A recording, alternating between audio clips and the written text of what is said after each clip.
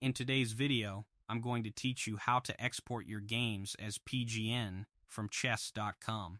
In this video, we're going to take a brief look at chess.com and walk through how you can export games you've already played into a PGN file, which is a standard format used for storing chess game moves in a readable way. This is useful if you want to analyze your matches, share them with others, or import them into other chess tools.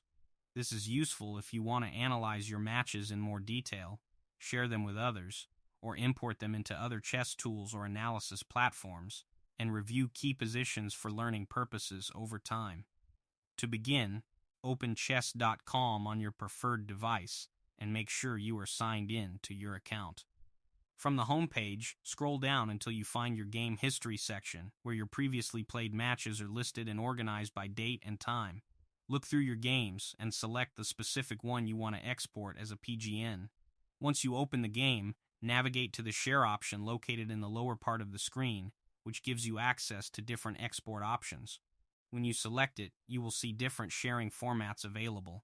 Switch the format from image to PGN so that the full move list of the game is displayed in PGN form for easy viewing and copying.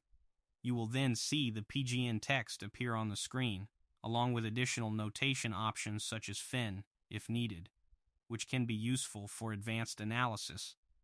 From here, you can either copy the PGN text to use it elsewhere, or save it to your device for later use, depending on what you need. This allows you to easily transfer your game into analysis tools or share it with other players for study and improvement. After that, your game has been successfully exported in PGN format, and you can use it however you need for study or review at any time. It is a simple process once you get familiar with the location of the share feature and the format options available on the platform smoothly.